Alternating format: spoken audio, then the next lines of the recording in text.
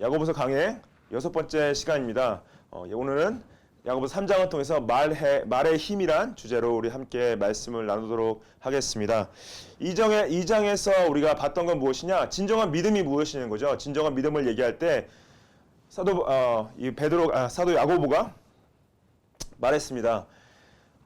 교회에 오는 사람들을 배경을 보고 판단하지 말라. 왜 배경을 보고 판단하지 말아야 되냐? 우리가 예수 그리스도의 믿음을 가졌기 때문에 그 크리스찬들이 부자이건 가난한 사람이건 배웠건 못 배웠건 어떠한 색깔의 배경을 가졌던 우리가 다 똑같이 대해야 되는 것, 똑같이 사랑해야 되는 것은 우리가 그리스도의 믿음을 가졌기 때문이다.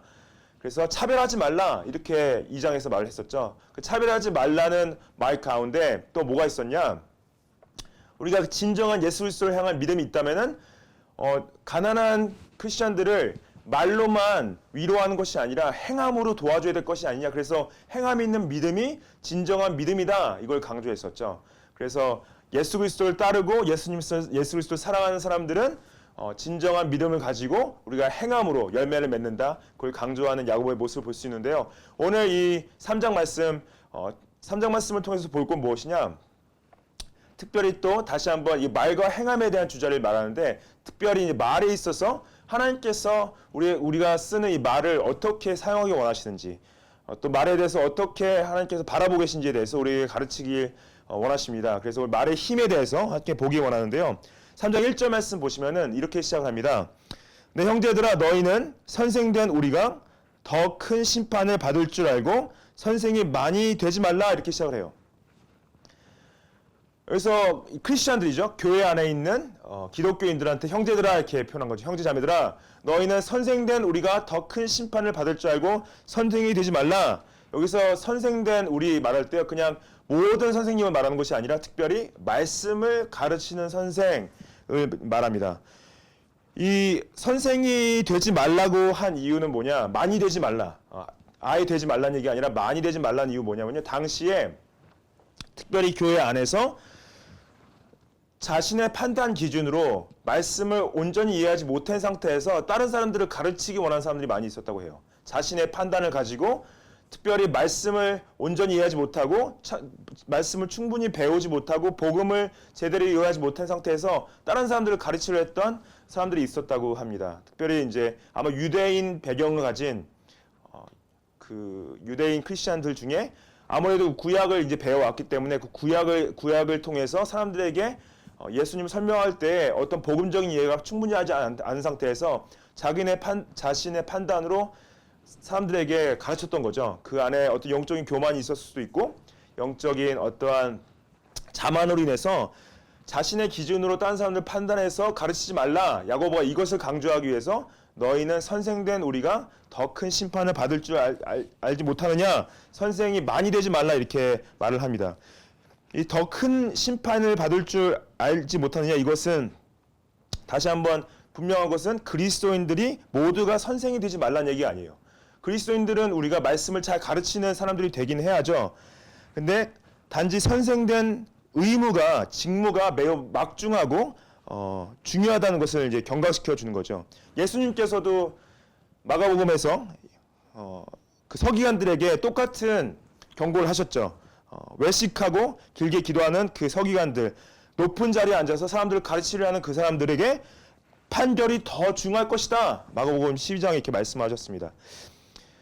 그래서 우리가 말씀을 가르치는 위치에 가는 것 자체를 이제 반대하신 것이 아니라 말씀을 가르칠 때 어떤 교만함이나 자만을 가지고 가르치는 것이 아니라 복음을 가지고 진정한 겸손과 사랑으로 가르치라는 것을 강조하는 건데 이 3장 전체를 봤을 때는 이 말씀으로 시작하는 이유는 말의 중요성을 가르치기 위해서 이 말을 시작하긴 한데 우리가 야고보가 이 이야기를 하는 이유는 분명히 교회 안에서 그러한 사람들이 있었기 때문에 이 이야기로 시작하는 것을 저희가 알 수가 있죠. 특히 이 말씀 보면은 목회자인 저에게 경고하시는 말씀이 가장 크다고 저는 생각이 듭니다. 가르치는 자로서 더 큰 판단을 하나님께서 받을 것이고 하나님 앞에서 받을 것이기 때문에 제 직무를 더욱더 겸손하고 더욱더 신실하게 최선을 다해서 임해야 될 자세를 하나님께서 저한테 말씀을 하시는 부분이 있죠. 특별히 또 교회 안에서 말씀을 가르치시는 위치에 계신 분들, 선생님이라든지 전도사님이라든지 장로님들 같은 경우에도 마찬가지로 어떤 그 직무를 우리가 중요하게 생각하고 가볍게 생각하면 안 될 부분이 있습니다. 그리고 더 말씀을 공부하고 그 안에서 더 훈련되어지도록 우리가 추구해야 되겠죠. 2절 말씀 보시면은 우리가 다 실수가 많으니 만일 말에 실수가 없는 자라면 곧 온전한 사람이라 능히 온몸도 굴레 씌우리라 그래요. 우리가 다 실수가 많다. 이 말씀은 완전한 사람이 없다. 누구든 말에 실수할 수 있다라는 말씀이죠. 그래서 구약에서 똑같은 말씀을 경고를 하십니다. 전도서 7장에도 이런 말씀이 나와요. 선을 행하고 전혀 죄를 범하지 않는 의인은 세상에 없다. 아무도 완벽한 사람이 없다 말씀하시는 거죠. 로마서 3장에도 말씀하시죠. 기록된 바 의인은 없나니 하나도 없다. 그래서 우리는 아무리 완벽한 사람도 누구든 능히 말에 대한 실수를 가질 수가 있죠. 여기서 실수는 헬라어로 푸타이오멘이라는 단어입니다. 푸타이오멘이라는 단어가 단순하게 그냥 모든 실수를 말하는 게 아니라요. 특별히 하나님의 말씀대로 생활하지 못하는 실수, 하나님의 뜻대로 행하지 않는 실수를 말할 때 이 푸타이오멘을 쓰는데, 이 성도들이 우리가 그리스도로 말미암아 이제 우리가 예수님의 구원을 받고 의로운 사람이 됐는데 우리 안에 죄성이 살아있죠. 죄성이 살아있는 가운데서 우리가 예수 그리스도를 닮아가는 과정 가운데 성화하는 과정 가운데 있습니다. 그 과정 가운데 우리가 지속적으로 말을 완벽하게 하진 않죠. 우리가 말에 대한 실수를 있고 여전히 언행으로 범죄를 할 수 있다. 그 부분을 말씀하시는 것이죠. 이 말에 실수가 없는 자라면 온전한 사람이라, 온전한 사람인데 영어로 보시면은 if anyone does not stumble in what he says, he is a perfect man. 그래서 완벽한 사람이다 그래요. 말에 실수가 없는 사람은 완벽한 사람이다. 완벽한 사람이고 이 사람이 온 몸도 능히 굴레 씌운다. 온몸을 완벽하게 제어할 수 있는 사람이다 말씀하시는 거죠. 그래서 자신의 말을, 여기서 말하는 온전한 사람은 한 번도 실수를 하지 않는 사람을 말하는 게 아니라 이 말에 대한 실수가 적어서 자신을 잘 다스리고 스스로의 행동을 제어할 수 있는 사람인 것을 말씀을 하시는 겁니다. 3절 말씀 보시면은 우리가 말들의 입에 재가 물리는 것은 우리에게 순종하게 하려고 그 온몸을 제어하는 것이라 그래요. 그래서 여기 말들의 입 할 때 여기서 말들은 우리의 단어를 말하는 것이 아니라 동물인 말을 말합니다. 동물의 말에 이제 재갈을 물린 것은 곱비를 맨다는 걸, 곱비를 매는 거죠. 그래서 곱비를 말 앞에 매면은 말을 우리가 타게 될 때 말이 어느 방향으로 가야 할지 제어할 수 있죠. 결국에는 그 곱비가 말 전체 몸을 제어할 수 있는 능력을 가지고 있는 거죠. 그래서 여기서 말들의 입을 재가 물리는 것은 무엇이냐? 말이 우리에게 순종할 수 있도록 우리가 그 곱비를 사용하는 건데, 우리한테도 우리의 말이 저 단어에 있어서 좀 헷갈리시죠? 이게 아마 야고보가 이 단어를 썼을 때 한국말로는 동물인 말과 우리 언어인 말이 똑같다는 걸 모르는 상태에서 아마 썼을 거예요. 우리 말들의 입에 재갈을 물리는 것은 우리에게 하려고 그 온몸을 제어하는 것이라 그러죠. 예를 드는 거죠. 우리가 그 곱비를 통해서 말을 제어하듯이 우리의 우리의 언어도 우리의 온몸을 제어한다. 이렇게 말씀하시는 겁니다. 또 다른 예를 드는데요. 4절 말씀에 또 배를 보라. 그렇게 크고 광풍에 밀려가는 것들을 지극히 작은 키로서 사공의 뜻대로 운행한다. 그래요. 그래서 배도 아무리 큰 배라도 그 큰 배 방향을 제어하는 것은, 방향을 컨트롤하는 것은 뭡니까? 작은 키죠. 작은 키로서 사공의 뜻대로 운영하게 된다. 그래서 말의 곱비처럼 그 큰 배의 키도 전체 배를 움직이는 데 있어서 제어하는 것은 키다. 그래서 만약에 배에 키가 없다면 어떻게 되겠습니까? 배에 키가 없다면 광풍을 만나거나 암초를 부딪혔을 때 파손되고 배가 무너질 수밖에 없죠. 허탄한 말이 그렇다는 거예요. 허탄한 말. 제어하지 못하는 말이 자신의 인격을 파괴하고 자신의 인격을 망가뜨린다. 그래서 잘 제어된 말은 자신의 인격을 성숙되게 하고 고결하게 만든다라는 의미를 가지고 이제 설명하는 것입니다. 5절 말씀에 이와 같이 혀도 작은 지체로 돼 큰 것을 자랑하도다. 보라 얼마나 작은 불이 얼마나 많은 나무를 태우는가. 그래서 곱비가 큰 말을 움직이듯이 키가 큰 배를 움직이듯이 작은 혀가 우리 온몸을 움직인다. 근데 이 작은 혀가 큰 것을 자랑한다는 것은 좋은 의미를 말하는 것이 아니라 긍정적인 것을 말하는 게 아니라 그 큰 것을 자랑하는 것은 교만을 말하는 거죠. 부정적인 면을 말하는 거죠. 혀가 작은 불이 큰 나무를 정말로 큰 숲을 태우듯이 그 혀의 잠재적인 파괴적인 능력을 비유로서 말을 하는 거죠. 그래서 이 작은 말 한마디가 얼마나 큰 파괴적인 능력을 가지고 있냐, 상대방에게 얼마나 치명적인 상처를 줄 수 있냐, 자신의 삶을 얼마나 망가뜨릴 수 있냐, 이런 말씀을 강조하시는 것입니다. 한마디의 말의 파괴력, 우리가 말에 항상 실패하고 넘어질 수 있는 어떤 연약함이 있죠. 부부관계에서도 남편분과 아내분한테 정말 잘하다가 정말 100번 잘하다가 한마디 실수해서 굉장히 힘든 가운데 들어가신 적 있으시죠? 예.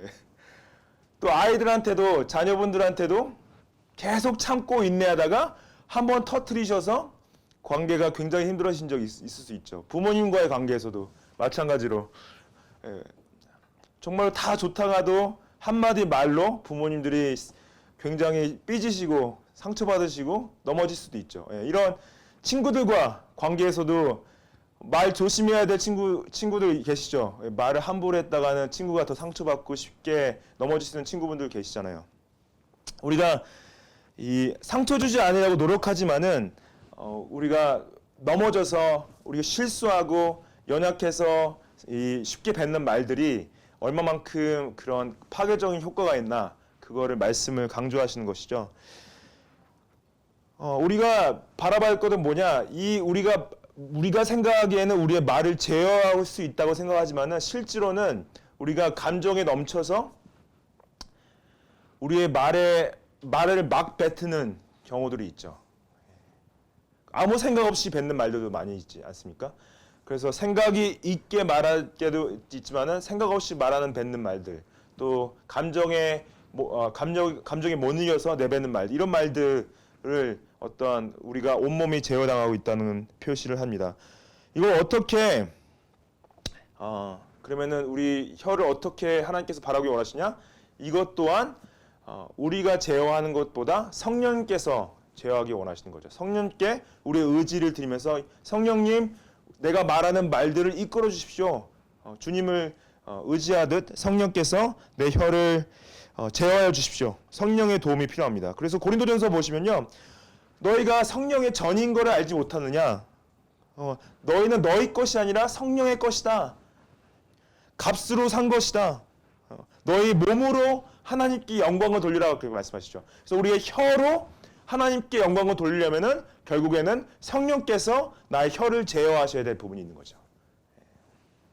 그래서 성령의 도움으로 인해서 우리의 말을 제어해 나가시기를 축복합니다. 두 번째 보기 원하는 것은 얼마만큼 그 말이 우리의 전 인격을 더럽힐 수 있는지 같이 보기 원하는데 6절 말씀 보시면은 혀는 곧 불이요 불의의 세계라. 혀는 우리 지체 중에서 온몸을 더럽히고 삶의 수레바퀴를 불사르다니 그 사르는 것이 지옥불에서 나느니라 그래요. 불이 혀가 곧 불이다. 이제 아까 그 작은 불이 큰 나무를 태웠던 말씀을 이제 구체적으로 설명한 거죠. 그 파괴성을 이제 얘기하는데 이 혀를 불에 비교한 것은 구약에도 동일하게 나옵니다. 그래서 잠언의 16장에 보면은 불량한 자는 악을 꾀하나니 그 입술에는 맹렬한 불 같다. 그래서 정말로 불같이 말씀하시는 분 이제 보신 적 있으시죠? 나쁜 의미에서. 또 잠언의 26장에 또 비슷한 말씀이 나오는데요. 다툼을 좋아하는 자가 시비를 일으키는 것이 타는 불 같다. 나무에 타는 불 같다. 다툼을 좋아하는 자들이 다투는 것이 타는 불 같다. 이런 표현이 나옵니다. 잘못 사용되는 말이 불과 같이 모두 파괴하는 능력이 있다. 그렇죠. 그리고 혀를 불의의 세계라고 또 표현합니다. The tongue is a world of unrighteousness. 예. 그래서 말이 어떠한 인간의 인격을 파괴할 수 있는 힘까지 있다는 거죠. 그래서 결국 뭡니까? 불의한 죄성을 드러낼 때 이 말로서 표현이 되는데 그 말이 모든 삶의 영역을 불의하게 만들어버린다. 그 삶의 수레바퀴를 불사른다. 이 말씀, 이 표현은 뭐냐? 삶의 수레바퀴는요, 인생의 전 과정에 있어서 이 말로 인해서 잘못된 혀의 사용으로 인해서 그 삶의 전체 방향과 삶의 전체 전 과정이 망가질 수 있다. 그것을 삶의 수레바퀴를 불사른다. 이런 표현을 쓴 거고, 그 사르는 것이 지옥불에서 난다. 더 무서운 표현이죠. Set on fire by hell. 예, 지옥불에서 이 불이 나는 것처럼 혀에서 불이 나올 수 있다. 예수님께서 똑같은 표현을 쓰십니다. 이 형제를 나가라 하고 형제를 미워하는 자는 미련한 사람인데 그게 지옥불에 들어가게 하는 것처럼 미련한 것이다. 이렇게 표현하시죠. 혀에 이제 야고보가 강조하는 건 뭐냐? 혀의 파괴성을 말하는 거죠. 이 말에 대한 파괴성, 말에 대한 힘이 우리 자신을 더럽히는 것뿐만 아니라 주위의 모든 것들을 태워버릴 수 있다. 그 7절, 8절은요, 이제 이 혀에 대한 제어가 이 불을 끄는 것이 얼마나 어려운지 이제 표현을 하는데 7절 말씀 보시면은 여러 종류의 짐승과 새와 벌레와 바다의 생물은 다 사람이 길들일 수 있고 길들여왔다. 이건 무슨 말이냐? 사람들이요 얼마나 대단하냐? 우리 인간의 능력이 얼마나 대단하냐? 인간 역사 가운데 있어서 정말 수많은 종류의 새들과 벌레와 바다에 사는 물고기들과 많은 동물들을 길들여왔다는 거죠. 자연을 정복하고 지배할 수 있는 능력이 있는 사람들이다 말하는데 8절에 보시면은 혀는 능히 길들일 사람이 없다. 그래요. 그래서 우리가 정말 수많은 동물들과 수많은 생물들을 길들여왔지만은 자신의 혀를 길들일 사람이 없다 이렇게 표현하는 거죠. 이거 제가 이 말씀 보면서 약간 성격이 내성적인 분들이나 말씀을 잘 안 하시는 분들은 좀 억울할 수 있지 않을까 생각이 좀 들었어요. 그러니까 말을 좀 많이 하신 분들한테는 좀 그래도 덜 억울할 텐데 거의 말을 하루에 몇 마디도 안 하시는 분들은 좀 억울하지 않으실까 그런 생각도 좀 하긴 했습니다. 근데 이게 이 결국에는 뭘 표현하시는 거냐면요. 말을 많이 하고 적게 했고를 아니면 말 실수를 많이 했거나 적게 했고를 말하는 것이 아니라 우리가 가지고 있는 그 죄성이 우리가 하는 말로써 얼마만큼 영향을 받고 있는지에 대한 부분을 강조하시는 거죠. 그리고 이 혀가 두 가지로 이제 표현이 되어지는데 첫 번째로는 쉬지 아니하는 악이요 이렇게 표현하죠. 쉬지 아니하는 악. 그래서 restless evil. 이 쉬지 않는 악은요 어떠한 모습이냐면은 이 사나운 맹수가 우리 안에 갇혀 있는데 우리 안을 밖으로 나오기 위해서 막 화를 내면서 몸부림치는 거. 맹수가 몸부림을 치면서 그 우리 밖으로 나오는 모습을 이 쉬지 않은 악으로 표현이 됩니다. 쉬지 않은 표현인데 잘 생각해 보면요.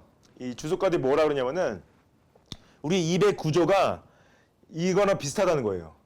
이빨이 약간 우리의 그 창살 같고 혀가 어떻게 보면 그 창살 뒤에 있는 맹수 같다는 거죠.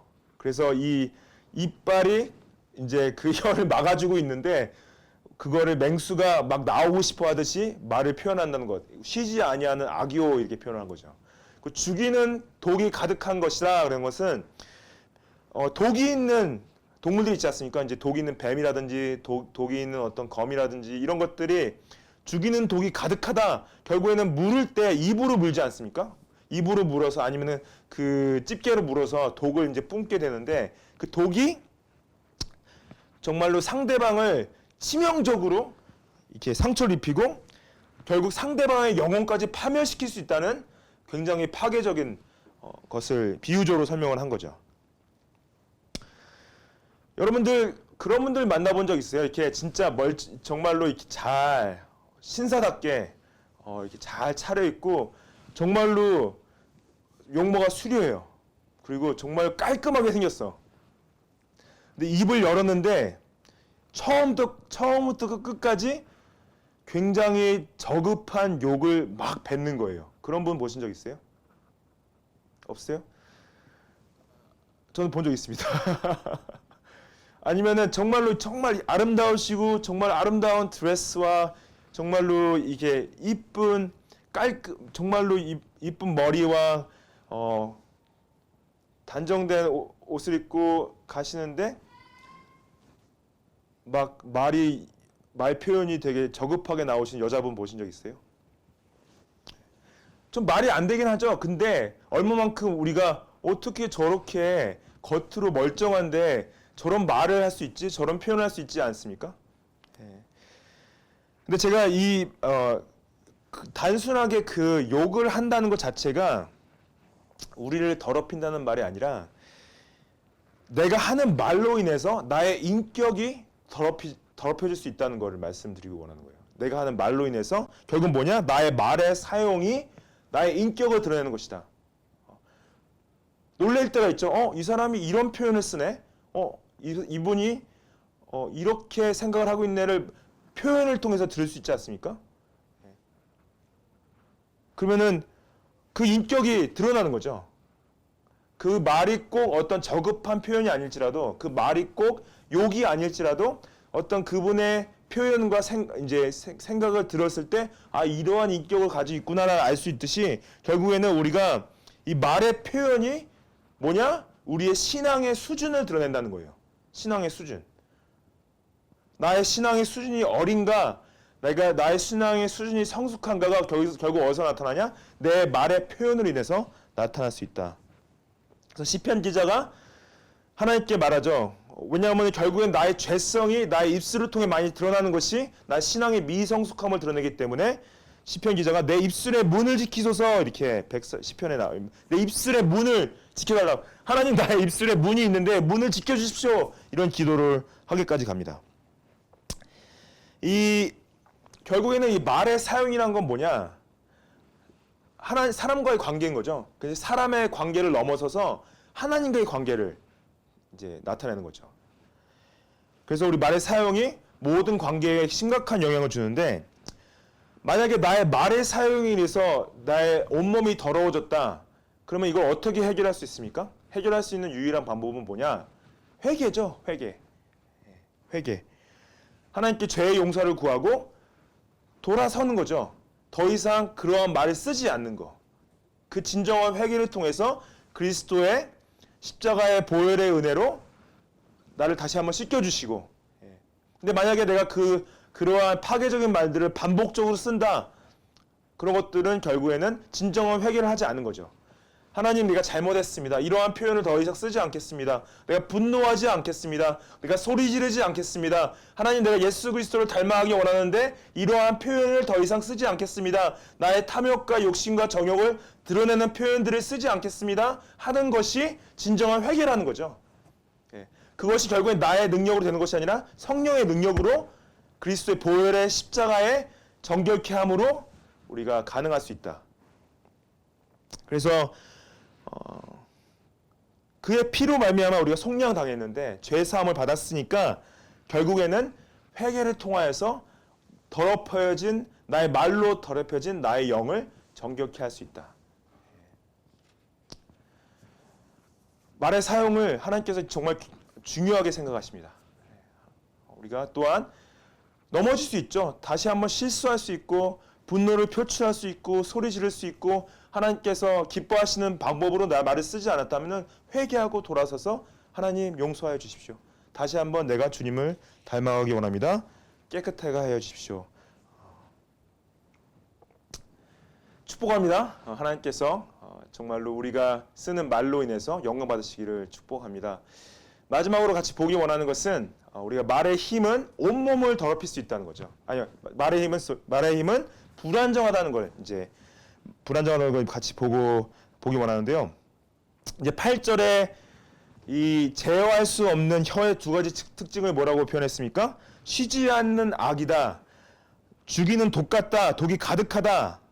이게 표현했는데 이 제어되어지지 않는 제어하기 힘든 이 혀를 이제 혀가 가지고 있는 이중성의 문제를 이제 다루고 있습니다. 이중성의 문제. 9절 말씀에 이것으로 우리가 주 아버지를 찬송하고 또 이것으로 하나님의 형상대로 지음받은 사람을 저주한다. 그래서 같은 혀로 하나님을 찬송하고 사람들을 저주한다. 이중성을 말하는 거죠. 이러한 이중성이 시편에도 나옵니다. 시편 62편 보면 그들이 그의 높은 자리에 앉아서 떨어뜨리기만 꾀하고 거짓을 즐겨하며 입으로는 축복하고 속으로는 저주한다. 그래서 어떠한 외식하고 가식하는 것이 말로써 드러나는 것. 혀는 뭡니까? 우리의 혀는 하나님께서 이 혀를 창조하신 목적은 무엇이냐? 하나님을 찬양하는 목적으로 만드신 거죠. 하나님을 찬송하고 하나님을 높이도록 찬송을 하도록 만드셨는데 죄가 들어옴을 말미암아 그 죄로 말미암아 우리 혀가 잘못된 목적으로 쓰여지고 있는 거죠. 사람들을 저주하는 목적으로 변질되어서 쓰여지고 있는 거죠. 특별히 여기 이 야고보가 주 아버지를 찬송하고 아니면 사람들을 저주한다 이 동사들은요 현재 시제 동사들로서 당시 교회 내에서 실제로 이런 사람들이 있었기 때문에 이런 표현을 쓴 겁니다. 교회에 있는 사람들이 크리스찬들이 와서 같은 입으로 하나님을 찬양하고 같은 입으로 사람들을 저주하고 있으니까 이 야고보가 이 말씀을 쓴 거예요. 그리고 우리가 사람들을 저주하지 말아야 돼. 사람들에게 나쁜 말을 하지 말아야 될 가장 큰 이유로 무엇을 말씀하셨습니까? 하나님의 형상대로 지음받은 사람들이 실제로 하나님의 형상대로 지음받은 사람들은 크리스찬들, 기독교인들 뿐만 아니라 모든 사람들을 표현하긴 해요. 하나님의 형상들을 사람들이 지음을 받았죠. 이것은 단순하게 하나님의 형상으로 하나님의 복제품이라는 얘기가 아닙니다. 우리가 하나님의 복제품이라는 얘기가 아니라 하나님의 형상대로 지음을 받았던 건 무슨 의미가 있어요? 하나님의 성품을 가지고 지음을 받았다.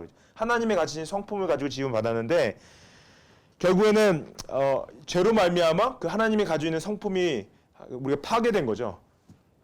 파괴되고 하지만은 그 하나님의 형상대로 형상이 완전히 파괴된 것이 아니라 하나님 형상이 살아있는 거죠. 그래서 하나님 형상이 살아있다는 건 무엇이냐? 우리 안에 그 하나님이 지으신 그 근원과 가치가 그대로 살아있기 때문에 우리가 그 누구도 비인격적으로 대할 수가 없는 거죠. 교회 안에 있는 사람들뿐만 아니라 교회 밖에 있는 사람도 그 누구도 우리가 그 모든 사람을 인격적으로 대해야 되는 건 뭐냐? 그들이 파괴가 되긴 했지만은 모든 사람들이 하나님의 형상을 가지고 지음을 받았기 때문에 우리가 인격적으로 대해야 된다는 거죠. 10절 말씀 보시면은 한 입에서 찬송과 저주가 나오는도다. 내 형제들아 이것이 마땅하지 아니하냐. 이게 뭐예요? 한 입에서 찬양과 저주가 나오는 것은 이것은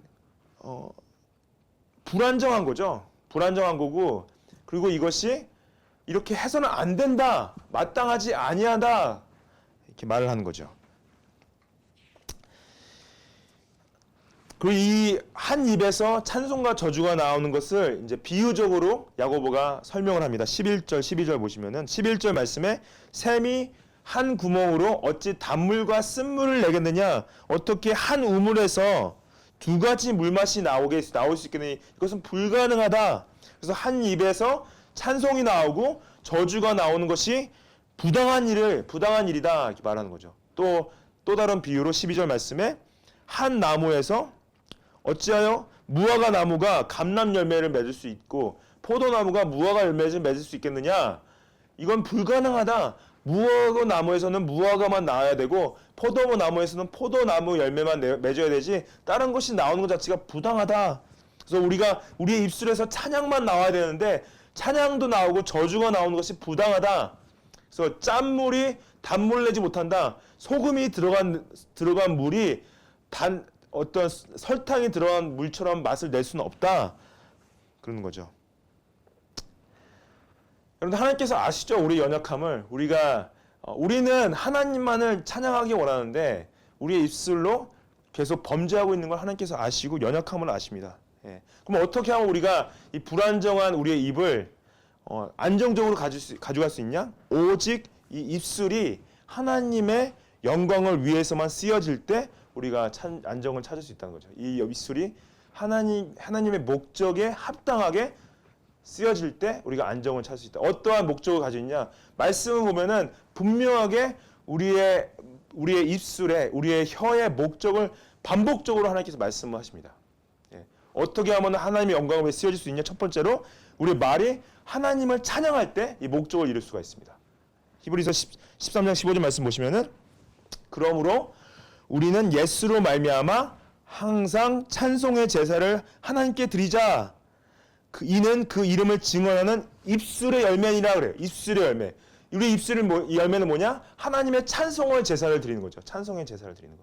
여러분들 음악 좋아하시죠? 노래, 가요 좋아하시죠? 노래 많이 들으시죠? 노래 많이 모르겠어요. 뭐 어떤 분들은 부르시는 것도 좋아하지만은 뭐 부르시는 걸 별로 안 좋아할 수도 있겠죠.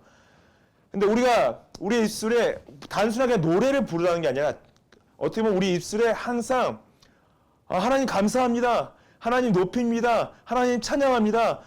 이런 상황에서 이런 락다운 상황에서도 하나님, 내가 하나님을 찬양하고 하나님 높입니다. 이러한 표현들이 우리 삶 가운데 일상적으로 나올 때 여러분들 이것만큼 자녀들이 듣는 게 없습니다.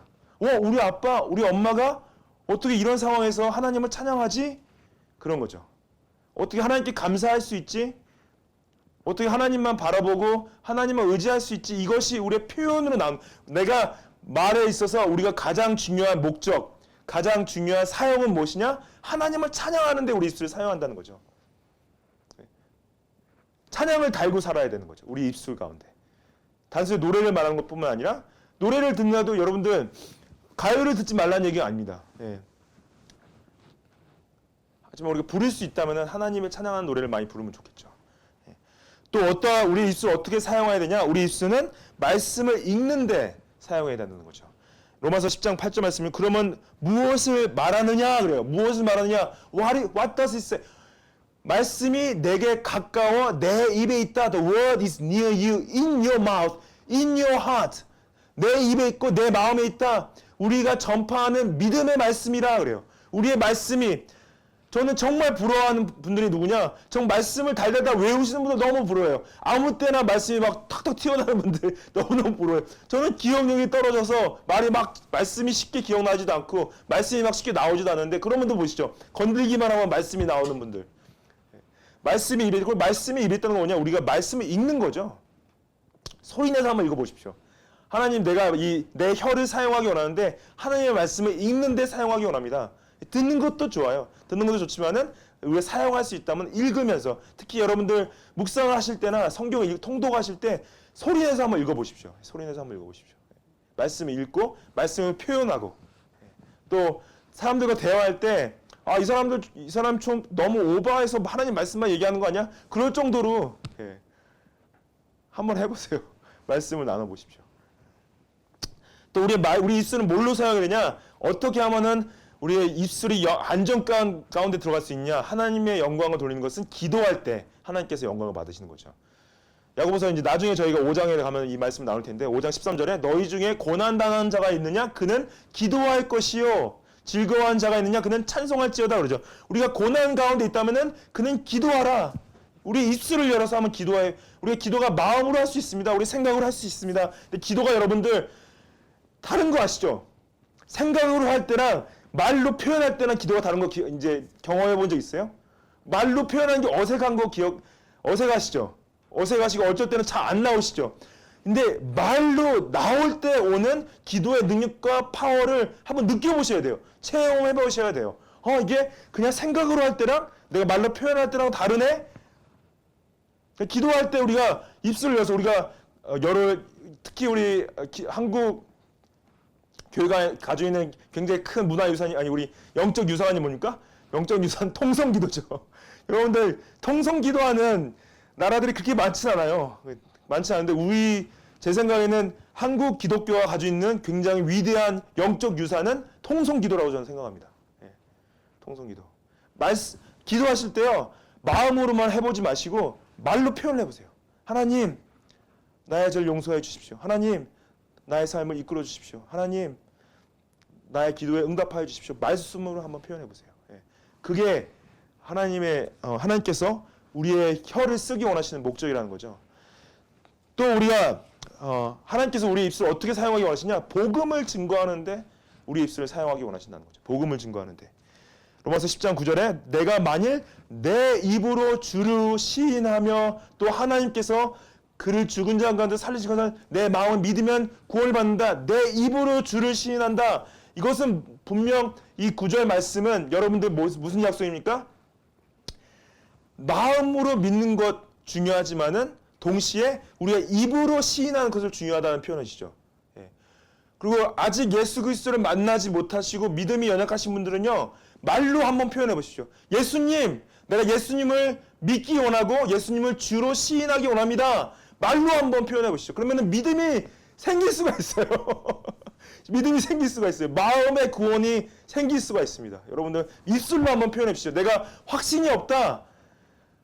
그리고 여러분들 제가 전에도 말했지만 복음이요. 정말 놀라운 게 내가 전할 때 나의 믿음이 커지는 거 아세요? 나의 믿음에 확신이 생기는 거 아시죠? 내가 복음을 증거할 때 나의 믿음이 커져요. 나의 마음에 확신이 더 강해진다는 거죠. 전하지 않을 때 우리가 동시에 약해지는 걸 느낄 수가 있습니다. 입술로 시인해야 된다는 거죠. 예수님을. 마지막으로 우리가 하나님께서 원하시는 우리 입술의 사용은 무엇이냐? 우리의 말로 축복하는 거예요. 축복하는 거. 축복하는 거. 사랑으로 축복하는 거죠. 로마서 12장 14절에 너희를 박해하는 자를 축복하라. 축복하고 저주하지 말라. 그래요. 그 즐거워하는 자들과 함께 즐거워하라. 우는 자들과 함께 울라. 이게 뭡니까? 결국에는 이제까지 야고보가 말했던 건 뭐예요? 우리의 찬양해야 될 입술이 저주를 했다 그러는데 이 사도 바울이 말하는 거는 저주하지 말고 축복하라 그러는 거예요. 특히 너희를 박해하는 자들을 축복하라. 여러분들 박해하는 자를 어떻게 축복합니까? 나를 미워하는데, 나를 힘들게 하는데, 나를 괴롭게 하는데 내가 어떻게 이 사람을 축복할 수 있어요? 왜냐? 예수님이 나를 축복하셨기 때문에 내가 이를 축복할 수 있다는 거죠. 그리고 사랑으로 함께 즐거워하고 함께 슬퍼할 수 있는, 결국에는 그 관계 회복을 말씀하시는 거죠. 축복합니다. 예, 축복합니다. 우리의 혀가 하나님의 영광을 위해 쓰여지시기를 축복합니다. 하나님을 찬양하십시오. 하나님 말씀을 읽으십시오. 하나님께 입술로 기도하십시오. 하나님의 예수 그리스도의 복음을 증거하십시오. 우리의 말로 주위의 모든 사람들에게 축복하세요. 아내분에게 축복하십시오. 남편분에게 축복하시고요. 부모님들한테 축복하십시오. 자녀들한테 축복하십시오. 그 말을 통해서 하나님께서 회복하시고 치유하시고 부흥을 일으키실 것을 믿고 우리가 찬양합니다. 같이 기도하시겠습니다.